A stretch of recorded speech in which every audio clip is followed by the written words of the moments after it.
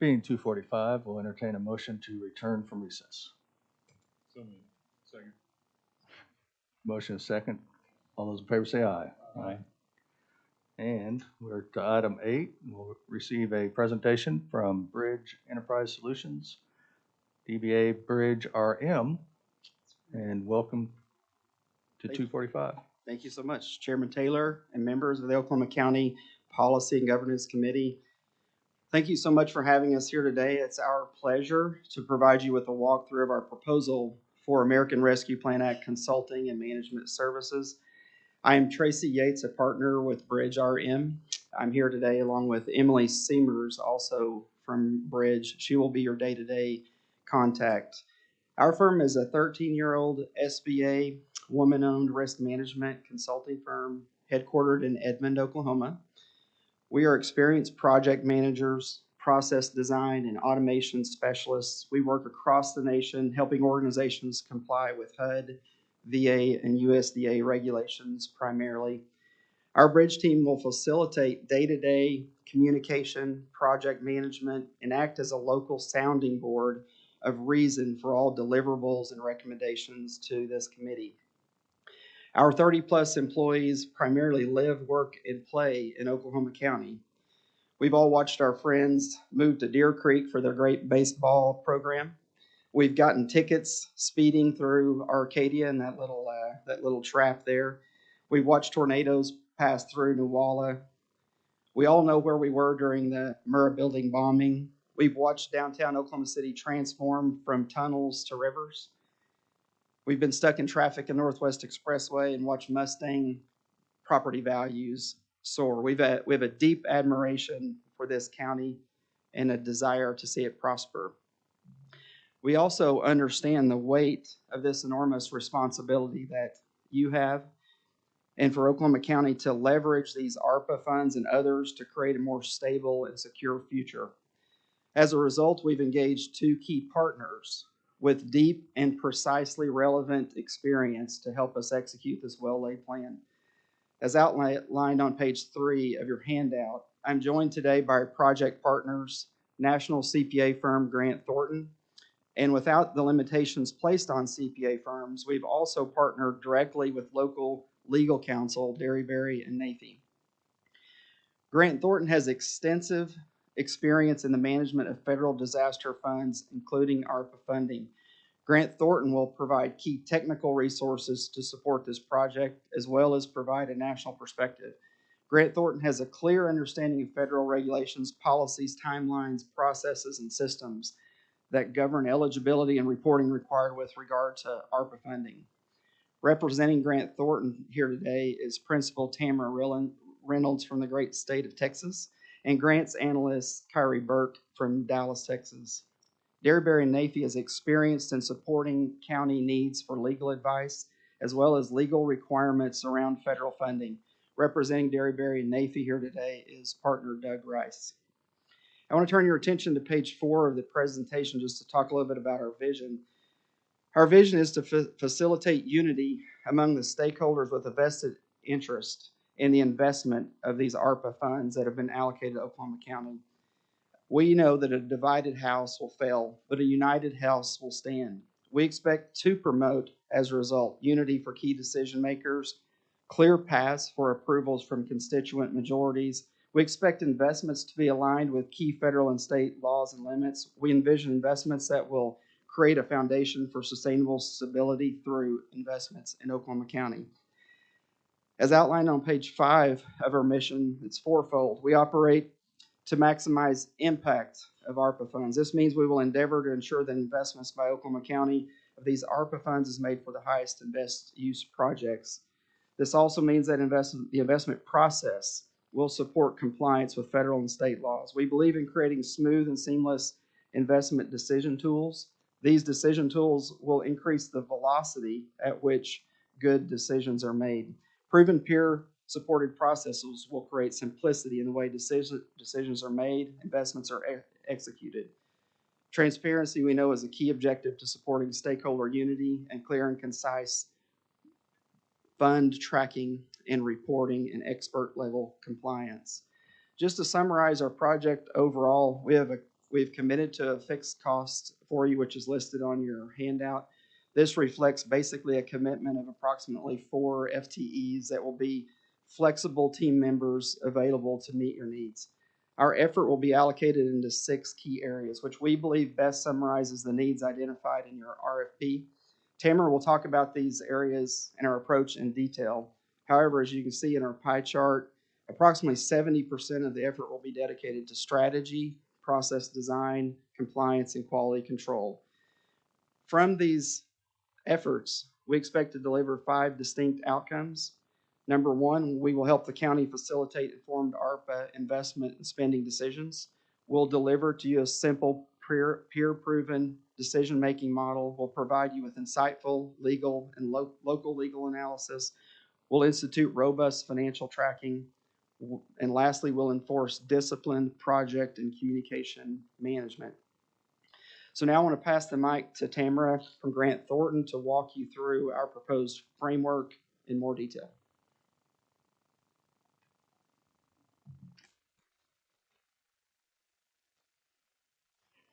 Thank you, Tracy.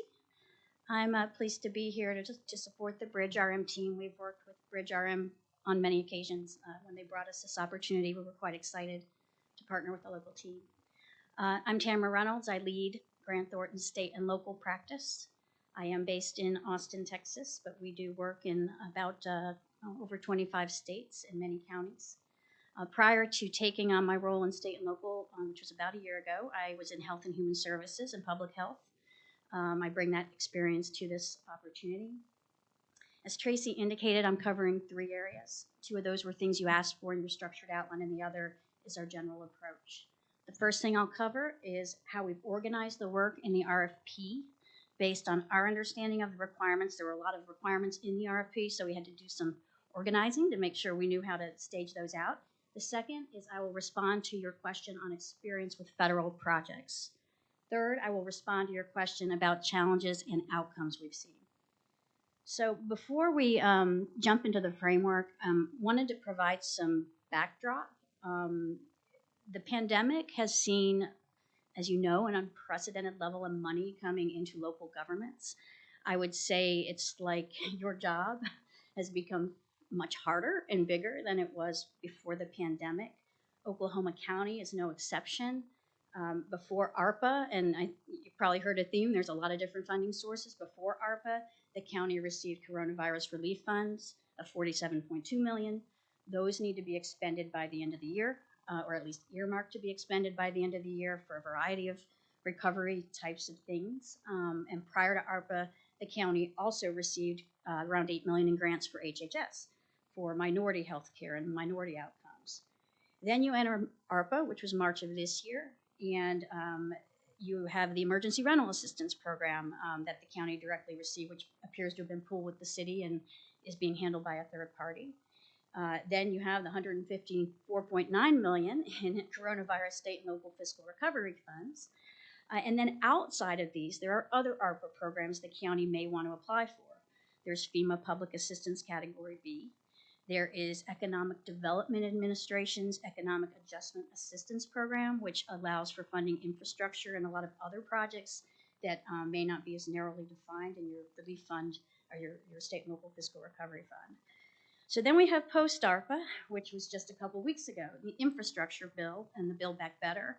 There are a lot of things in there for local governments. So I guess, just in summary, when you look at the backdrop, this is an ARPA, we understand RFP, but even to be compliant with ARPA, you have to look at the full universe of funding opportunities and make sure that they aren't overlapping, duplicative, and that you're using the best source for the need to meet the community needs.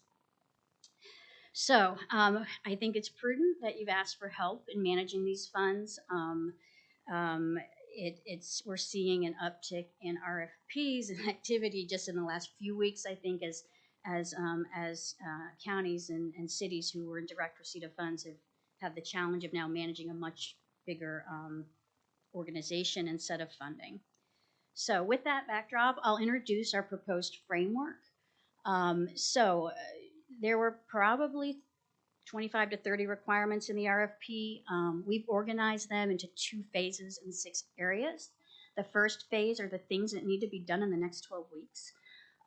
There's also a reporting requirement buried in there in January around one of the funds. But strategic program support is number one. We have to engage a lot in the next few months. And the ongoing operational support is more risk-based, based on needs. That's a risk-based approach that we use to that. So we think the next few months need to be focused on programming the funds, building a recovery and stimulus model that meets the needs in your districts. Engagement from you or whomever you engage as your proxy in this process is very critical. So special meetings, sessions will be needed. I think to get it to a point, especially with coronavirus relief funds expiring here soon, to at least get a plan that covers the next 2 to 3 years. Special meetings, we recommend publicizing the plan. That's where our law firm comes in on our public meeting requirements and all the things we need to be cognizant of, not just from the Treasury guidance and other federal guidance in terms of stakeholder consultation, but just legally. You've also asked us to represent you at meetings, and we are prepared to do that. I hope you're realizing, at least in this first phase, how important local presence is in both determining what your district's needs are from the businesses and the community, as well as just getting this together in a plan that can be publicized, vetted through the appropriate channels. So let's see. I'm not going to go into so we've set aside budget for the activities, as Tracy indicated. We will work with the county to prioritize. We have a fixed fee. We talked about prioritizing within that. Just so you're aware, this contract is structured. The first year fees are actually a period of performance through June. It's not a full calendar year. Our fees are for that, and we will work with you to prioritize where you need the support. For each of the areas, we've taken the liberty of defining deliverables and timeline. Emily, who is the project manager, will cover that in a little bit of detail later. Okay, so second topic is federal program experience. So we've been providing similar support dating back to Katrina at all levels of government, and probably as or equally important is we have a federal practice with relationships with Treasury and some of the other grant-making entities, and are pretty active and have on the Hill and tracking all of that, and have clients who are the grant-making entities. So on occasion, not that we always get all the answers, we will ask Treasury and others, where are you landing on this? And we have a gauge for when guidance will be coming out. And that's not just true for, I'd say, the federal agencies that give out the money. It's for the oversight entities. So, for instance, we know that there will be a supplement coming out to the Code of Federal Regulations to address ARPA specifically. We'll have much more guidance than what's out there today and what's going to be audited. The Coronavirus Relief Fund did not have such, they waived a lot of that because it was considered not a grant, but a direct distribution. So that guidance will be out here in the next 6 to 8 weeks. What we've done is organized our experience rather than getting into the 2 CFR 200 around the types of programs and clients, because that is somewhat important as this funding gets prioritized. So county programs. So we have counties that are 5 of the top 10 from a population perspective as our current advisory clients. We don't support all of them in this capacity. We do advise them on a variety of things. We also have a county level client right now that we've been supporting dating back to CARES Act, who was recognized by the National Academy of Public Administration for inclusive economic recovery. What we helped them do was purchase a hotel, get it COVID compliant, and use it for homeless housing. Infrastructure, we have expertise in transportation infrastructure projects, other infrastructure, especially in some of the natural disasters. There's a lot of infrastructure related reconstruction. Next slide, Tyler. So then affordable housing. So one of my clients right now is a state who has a very large amount of money from ARPA for mortgage relief. We are their QA vendor. We're helping come behind their operational vendor, doing eligibility reviews. We are also testing fraud risk. We have about 90 fraud. I should bring up that fraud risk and fraud controls are a specialty of ours, and we're going through and helping them do scenario-based planning and do some back-end testing to quantify that risk. We've implemented grant systems around homelessness and housing, also for state agencies. Disaster recovery, we're helping a state right now actively manage around 135 subrecipients and 1,000 projects around Irma recovery. We do validate and approve for payment the funding to those subrecipients, and we have a significant FEMA public assistance base of business. I'm sure I covered everything. Okay, moving on to human and social services. This is my background. So human services, we do a lot of grantee technical assistance and training. We also have done compliance reviews in programs such as early childhood education, which is bundled with childcare, home energy assistance, other social support programs. We're currently going out to states looking at practices, for instance, around unemployment. Healthcare and public health, CDC is one of our clients. We have worked with local health departments, both in looking at their fiscal stewardship practices and just some of their practices around how they manage their CDC funds. And we are advising, these next two are kind of outside the context of government. We're advising healthcare providers. We have a commercial practice. We advise providers on what they need to do to comply with some of the federal requirements. And we also advise commercial businesses on things like the Paycheck Protection Program, economic adjustment assistance, economic injury, disaster loans, etc. And I think why this is important is when you look at your districts and you look at your businesses and your community, knowing what money is coming into those businesses from other sources is important to gauge the level of need. And sometimes you forget that there's a lot of funding options for businesses, for instance, that may not hit your radar. We do have folks that know a good bit of detail about those programs. Okay, so next, challenges and outcomes. You asked us to identify some of the challenges we've seen and outcomes, which we've interpreted as some of the things we're doing to address those challenges. So the first one, before placing the money anywhere, you need to understand the need in your districts. So there is a lot of data that can help quantify that need and scoring models we have for that. But just, one thing we would encourage is pretty quickly engaging with community-based partners, whether it's not-for-profits or others that are in direct contact with the community that you think are trusted. Get them some sub-grants, get them out there doing outreach, help them be your channel into your local communities. There's a lot of sometimes language barriers. There's all kinds of things in trying to reach into the community that are sometimes better handled by community-based third parties. So that's something we've seen as a best practice. Second is programming the opportunities for the greatest impact, and this gets into how restrictive the different funds are or not, the timing. So we do daily monitoring of client activity. We just noticed both the legislative activity and the guidance coming out. The Coronavirus State and Local Relief Fund, for instance, a Fiscal Recovery Fund, just released their revised guidance yesterday for what you need to report for compliance and reporting. We have models for prioritizing ARPA and non-ARPA funding. And when I say models, it's not a mathematical equation as much as it's experience based on what things you would want to do first, second, and third. When do you dip into revenue recovery versus trying to fund through another source? Just heuristics, I guess. And we can provide some examples of those if you'd like.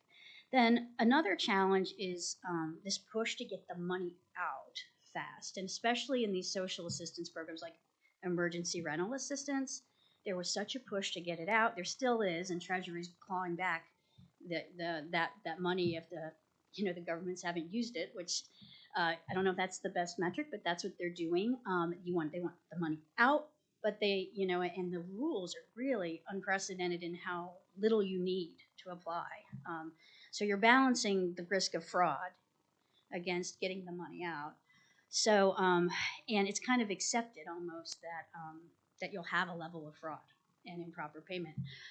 We have one of my fellow partners, Linda Miller, just came back from a stint with the PRAC, and that's the Accountability Committee at the federal government. And I think they estimated 60% of unemployment is fraudulent. It's something crazy. So there is a degree of fraud. So what we've done, very first thing is there have to be some foundational controls that align to what will be audited. So we make sure those are in place. We're able to identify and document the internal controls and the policies. But then second, because there's these deadlines, we're looking at risk-based analytics, and I'll give an example for this housing program. We know that people can just self-attest that they should get this mortgage relief. That they can attest, this is my income. There's not any controls on the front end necessarily required by Treasury. We're coming behind on the back end and testing and saying, okay, we're going to implement the controls here. It's not the right way to do it, but it'll inform how much did you have, and our statisticians can sample it and say, it was big, it wasn't big, there's some additional income and property verification we can do using third-party data sources. That's at least informing them of what their risk exposure is or what the cost of the program is of these controls on the front end that may not be as robust. So make sure here. So then in summary, this picture, the dark blue are ARPA funds on this picture. The kind of lightish blue are non-ARPA funds that came into the county. And then the gray are the array of other things, including the infrastructure bill, that are other funding options that need to be considered. And our goal is to work with you to make sure your districts, the businesses and citizens in your districts each have a well-informed plan that you make best use of these various sources. So with that, I will pass it to Doug, Doug Rice, who will cover our legal services.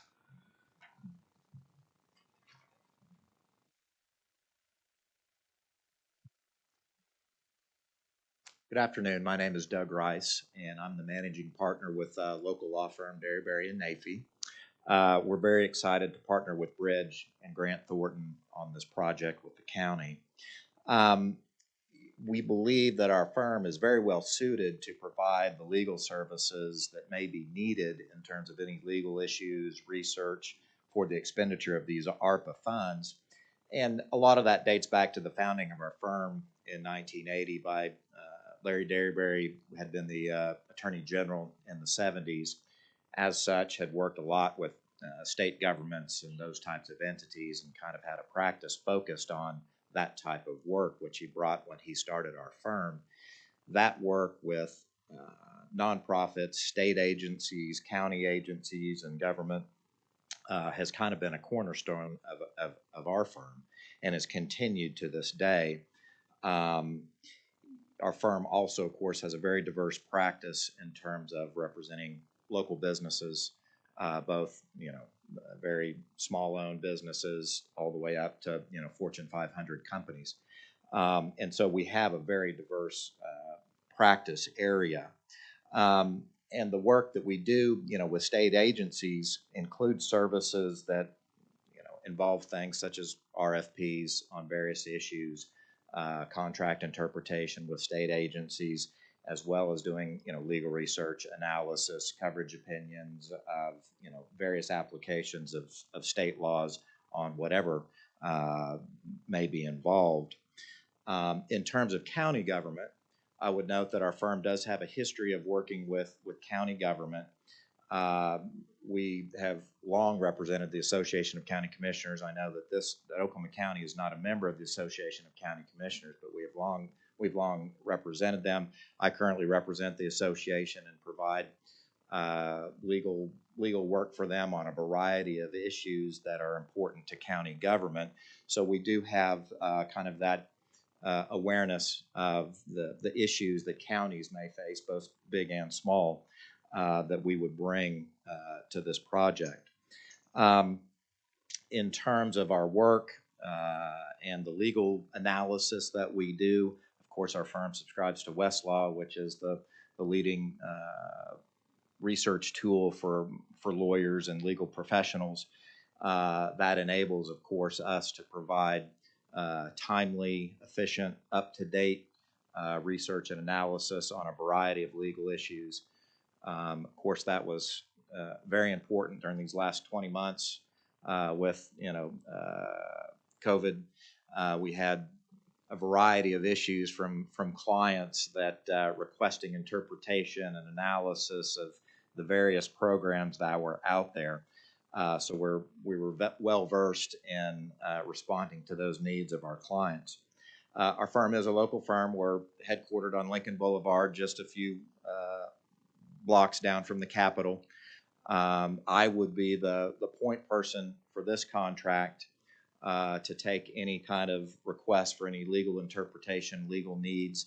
And, typically how we work that is depending on the issue, find the lawyer in our firm that has the most experience with that type of issue to have them do whatever analysis or research needs to be done in the most cost-effective and timely and efficient manner. That is our focus, and we look forward to providing those services as they're needed to support Bridge and Grant Thornton. With that, I'd pass this off to Emily Seamers, who's the Senior Project Manager with Bridge.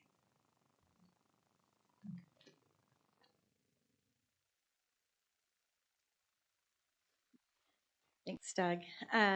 As Doug said, I am a senior project manager at Bridge. Tracy asked me to join the meeting just to introduce myself, since I personally have been assigned to this project. We have found that we are most successful with our clients when we provide real-time, consistent information. This and our proven project management tools are what allows us to be so agile and flexible, and ensures that you have the tools you need to make decisions and pivot if needed. We accomplish this by assigning an experienced project manager as a single point of contact.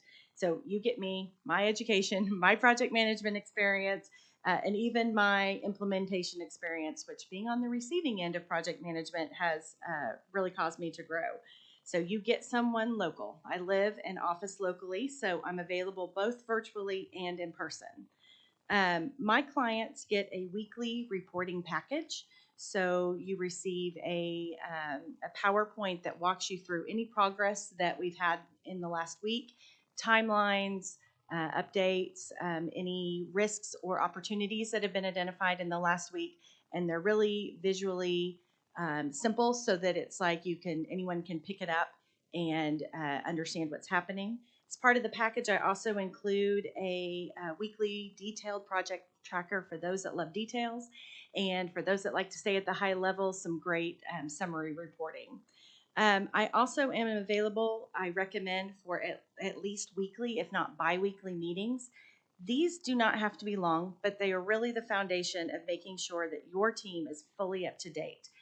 Dedicating that time and space where you guys can ask questions, request additional analysis, or just discuss it as a group.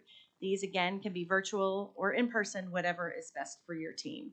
I'm also available to you for out-of-cycle requests. So you've got a meeting that you need to prepare for, questions that you need answered for a meeting or an interview. You have a direct line to someone that can get those problems solved for you. So I think in this slide, the framework detail, it really lists out in phase 1 and phase 2 that Tamara mentioned, how we went through the RFP, broke it out into phase 1 and phase 2. This lists out just some of the proposed deliverables that we included in our proposal, but I am your key in your insight and direct conduit to what is happening with the team at all times. So I'm going to pass it over to Tracy to wrap up for us. Okay, thank you. Before I close, I thought we would open to questions from you all and respond to those, and then we can wrap up.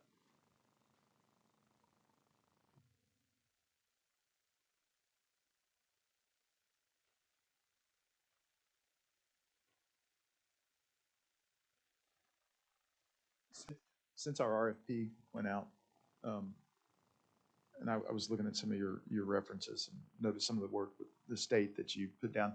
Are you doing any work with counties in Oklahoma as of yet? We are not.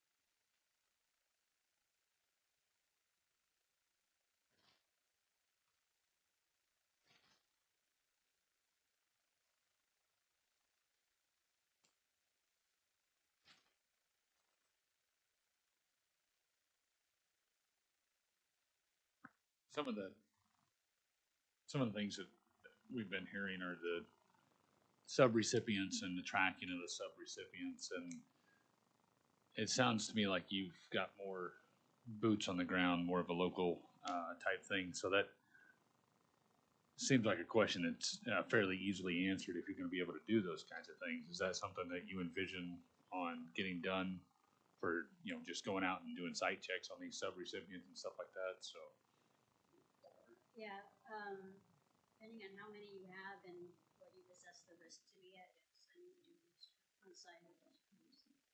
And then- It's really, it's hard, I don't have a sense, you know, in your districts, how many we're talking about, and if it's few or hundreds. We want to segment it out based on risk, which we have to do anyway, because the contract agreement with them will have to specify what they're required to do based on the risk assessment. And that risk assessment tool you guys have developed as well, or? Yeah, it's pretty straightforward though. I mean, there are things that are dictated you have to assess. Yeah. Their experience with grants, their control, their maturity of their control. So we have just an Excel sheet, go through, we score it. Then it gets a little more nuanced in what you want to do. Once you've assessed it, how much monitoring do you want to remove? You can ask them to provide you with weekly reports of single thing they've done. It's all within your decision-making authority to dictate what information you think you need to get from that subrecipient based on this without going out and inspecting. You can impose extra reporting requirements, detailed list of everything they've spent. It's all a matter of how far you go. But others, if they're more mature and you work with them in a community, they're experienced, they've undergone a single audit, so they've had enough grant money before where they've already gone through an audit cycle, you probably don't need to go out and look at all their controls, processes, procedures as much as you might need to look at some maybe allowable costs. Say, we want to sample this. All that is part of just getting a good subrecipient monitoring plan once you've figured out where you're spending the money and which entities you. But having boots on the ground, as you mentioned, I think really helps to preserve those dollars where they're not really having to be spent on travel costs and, hotels or whatever. We're able to respond quickly and efficiently, I believe, with the combination of our two teams, the three teams.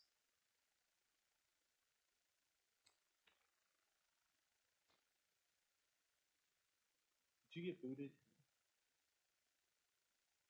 Let me check. Sorry, this is a technical thing with, I just noticed it. No, Moss, I'm still Just went to sleep, but didn't get booted.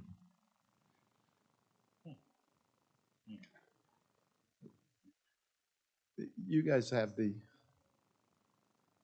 advantage of being local, at least two of the three of your proposed team. What would you say are the biggest challenges facing Oklahoma County as we're looking to get this money out into the community? That's a very good question. I think, we have started the process internally of asking that question just among our team members. And you've mentioned some of our experience with the Oklahoma Universal Services Fund, and I do believe that we do see a deficiency with the rural schools and really their inability to communicate during the COVID pandemic. Their broadband limitations, just as an example, is one area where we see a specific need. And I think our ability to survey the area and to communicate locally with your constituents and really be part and get involved in the community kind of helps us to see even more of those opportunities. But that's one example that we've already spotted and identified as a clear need. I grew up in Olney, Oklahoma, graduated with 8 people in high school, I know what these rural communities in Oklahoma look and feel like, and I know the need is ever present there, certainly. First up, we actually have an office a few blocks away. I'm from the Austin office, and as you would expect, we have a lot of offices. We don't all coordinate, but we do have actually a Tulsa office and an Oklahoma City office. I'll get a little closer. I'll probably say something a little different. One thing that's been different about this opportunity is there is no buffer between you all and getting this money out the door. There's no program office, no auditor's office, and it feels to me like a first step would be getting help, establishing something to help so you're not in meetings continuously for the for the next 4 months. So that's what I'm feeling is, and I don't know if that's been established under Coronavirus Relief Fund, but I'd say one thing that will be an impediment is, relying on us and your having to do the public meetings and the structure for getting this done. We might need to think through some models on how to make it more efficient, so that we're not stuck for months at a time, and whether that's through someone you designate as a trusted organization who could be the program management office or something. But I mean, or hiring a couple key people. But it feels to me like that's going to be very important. Is you having help from county folks to help us, do data collection, go out and do all this stuff. We won't be effective if we're not supportive. We'll be, you'll be probably too reliant on a recommendation. So that's just one thing in the back of my mind. This is probably the first time we've had to that we're working or presenting, even sitting through oral presentations and interviews with 6 vendors. That's a lot for you to be taking on. So my question would be, can we help you identify a place, whether it's the finance function or some other function, to get some help, a program manager to help you all out. That's one thing that's top of mind. When you talk about your data collection, Data.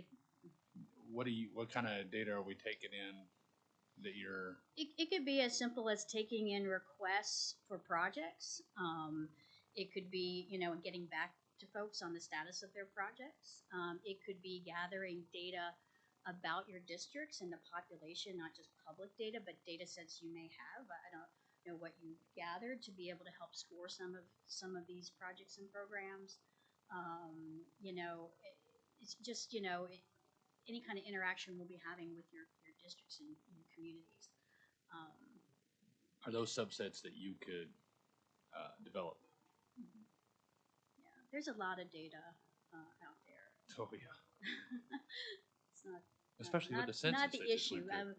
That's not the primary issue. The amount of data, it's the synthesis, and then knowing who's in your district, and which Right. businesses and which communities that you just know have a bigger need than others. Maybe that's not obvious in the data.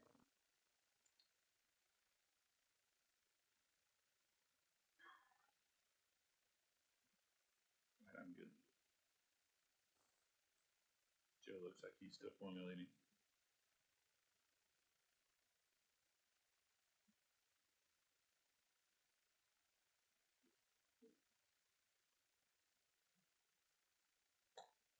Sorry. Just making a note. Any other questions? No? We'll take a few minutes to let you do a closing, and we'll thank you. Okay.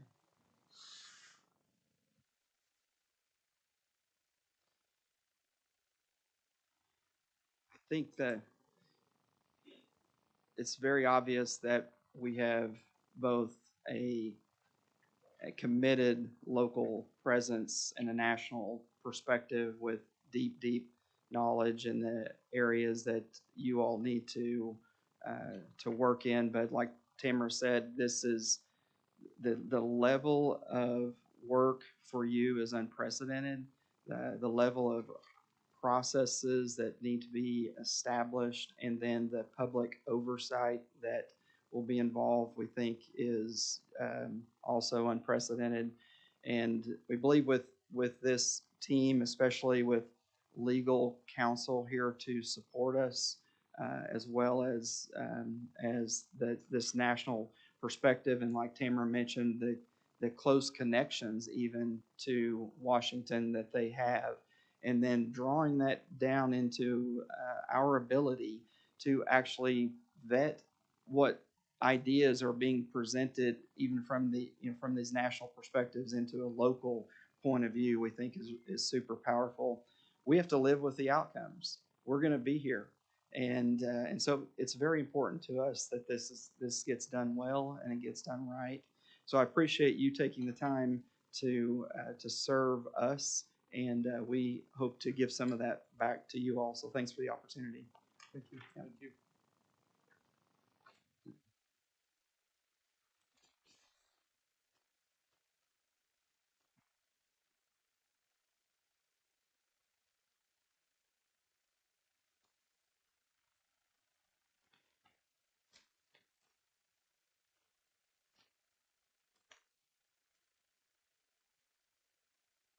Entertain a motion to receive presentation.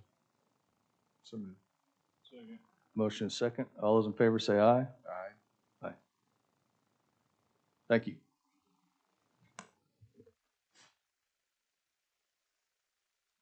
A motion that we would recess this meeting until 9.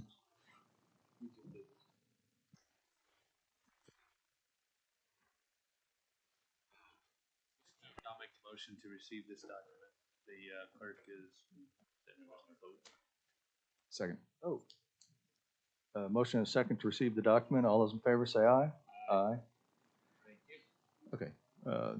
I'll make a motion that we would recess this meeting until 9:55 a.m. tomorrow to reconvene in this room for items 9, 10, and 11. And any other business that's on the agenda that we may wish to